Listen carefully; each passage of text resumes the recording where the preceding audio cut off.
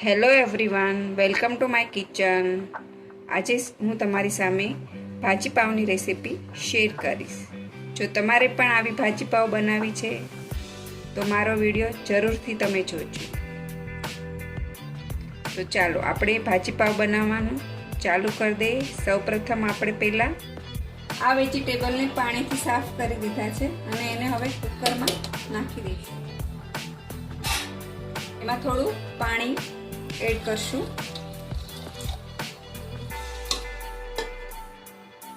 સ્વાદ પ્રમાણે મીઠું નાખવાથી વેજીટેબલ જલ્દી ચડી જાય છે. અને થોડી હળદર અને આ ટમેટાને આપણે આની ઉપર જ રાખી દેવાના બોઇલ કરવા માટે.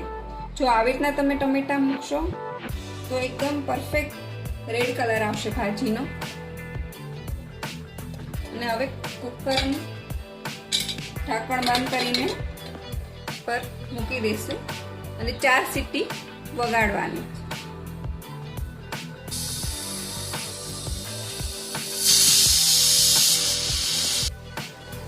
કુકર ઠંડુ થઈ ગયું છે. હવે આપણે એમાં કુકર ખોલી નાખીશું.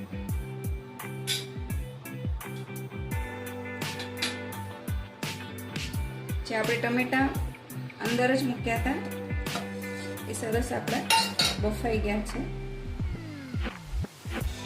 એનું પાણી જે નીકળે છે એ આમાં નાખી દઈશું.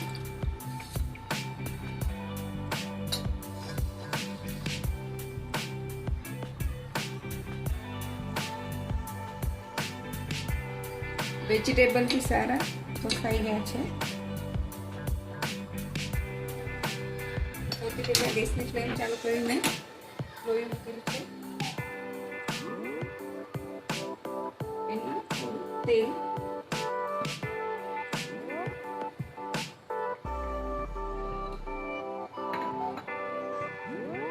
અને થોડું અમૂલ બટર લઈશું.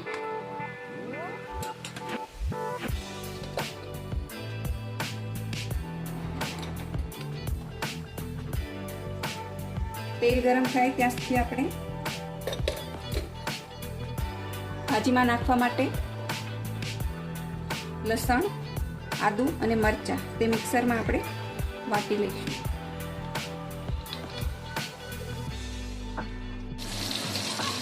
તેલ ગરમ થઈ ગયું છે. તેમાં આપણે કાંદા નાખશું. પહેલાં મેં આ ચોપ કરી રાખ્યા છે બારીક.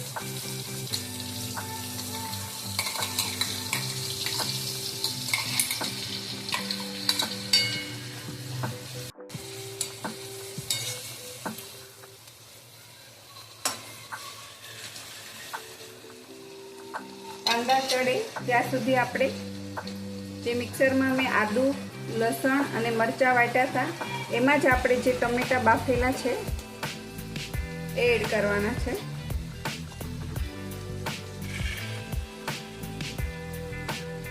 અને ટમેટાને અલગથી પીસવાની જરૂર નથી. લસણમાં એમાં જ પીસી નાખવાનું.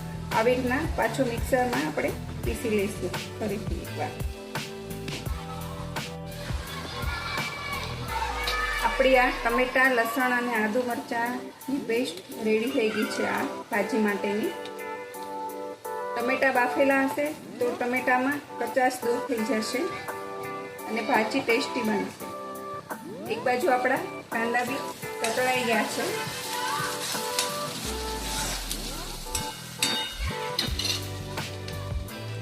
કાંદાને થોડી ઝડપથી ચડવા માટે આપણે થોડું એમાં મીઠું એડ કરશું.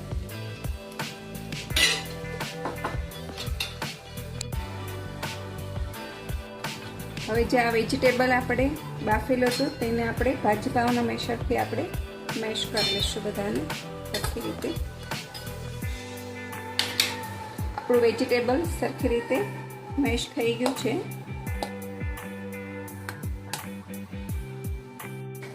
હવે જે આપણે ટમેટાની પ્યુરી બનાવી હતી એમાં એડ કરી દઈશું.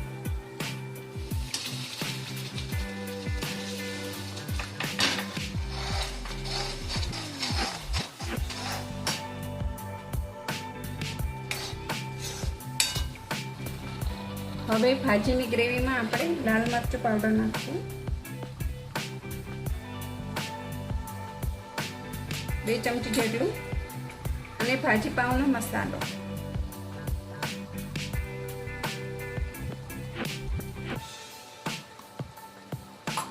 જે મેં એવરેસ્ટનો ભાજી પાવનો મસાલો લીધો છે.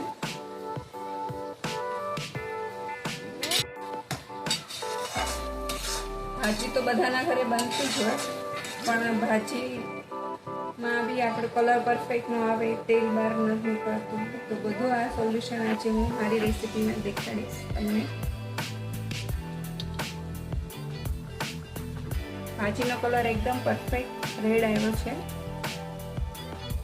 પછી એમાં એનું આપણું વેજીટેબલ એડ કરવાનું છે. ભાજીને ગ્રેવીને થોડુંક આપણે સાતળવા દઈશું, જેથી મસાલા બધા ચડી જાય.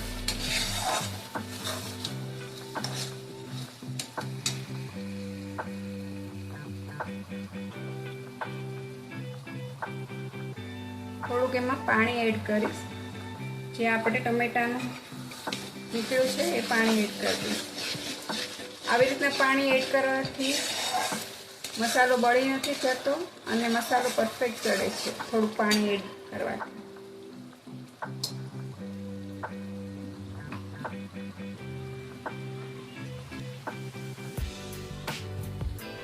ગ્રેવી બરોબર ચડી ગઈ છે. હવે જે આપણે વેજીટેબલ બોઇલ કરેલા હતા એ એડ કરશું આમાં, ભાજીની અંદર, ભાજીની ગ્રેવીમાં.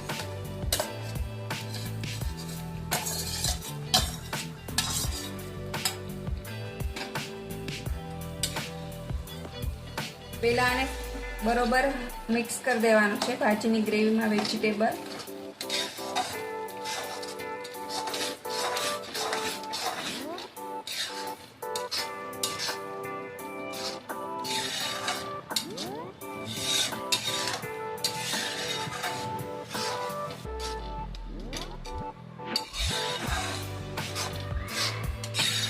વેજીટેબલ બરોબર મિક્સ થઈ ગયા છે, એ એડ કરી દઈશું એમાં ભાજીની અંદર. પાણી એક બી ફેંકવાનું નથી, ટમેટામાંથી નીકળ્યું હોય તો બી, અને વેજીટેબલ આપણે જે ભાજીમાં જ યુઝ કરવાનું છે. જોઈ શકો છો સરસ. 5 મિનિટ માટે આપણે એને ઉકળવા દઈશું. 5 મિનિટ થઈ ગઈ છે, આપણે ઢાંકણ ખોલી લઈશું. જોયું એકદમ મસ્ત કલર આવ્યો છે.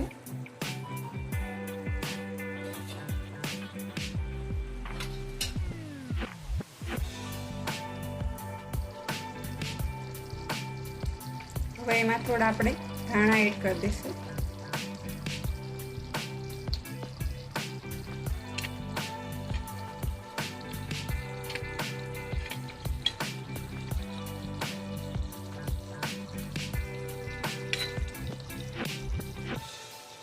સરખી રીતે હલાવી લઈશું. ધાણા નાખીને બી 5 મિનિટ આપણે ચડવા દઈશું, જેથી ધાણાનો ટેસ્ટ ભાજીમાં આવે.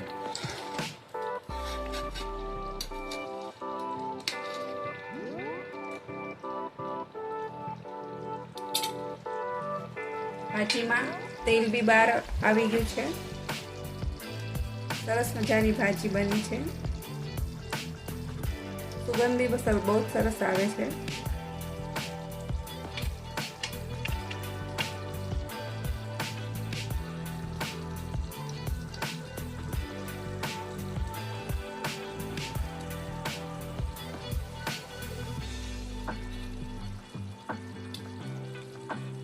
તો આપણી ભાજી આ રેડી છે સર્વ કરવા માટે.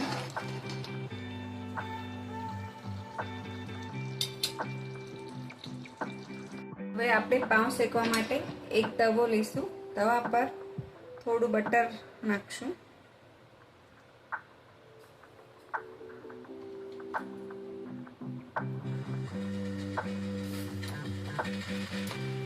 બટર મેલ્ટ થાય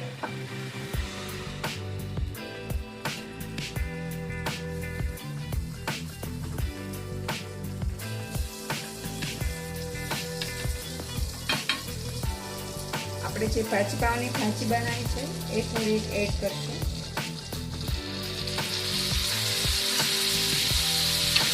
અને થોડા લીલા ધાણા સરખી રીતે મિક્સ કરીને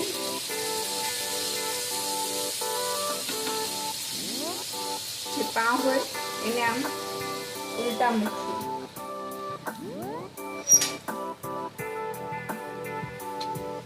ઉપરથી એને બટર લગાવશું.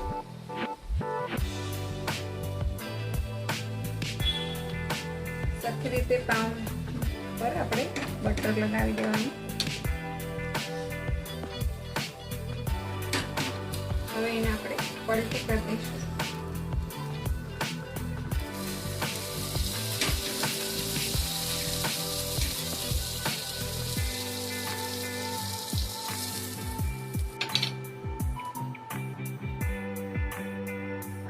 તો ફ્રેન્ડ્સ, તૈયાર છે ભાજી પાઉં.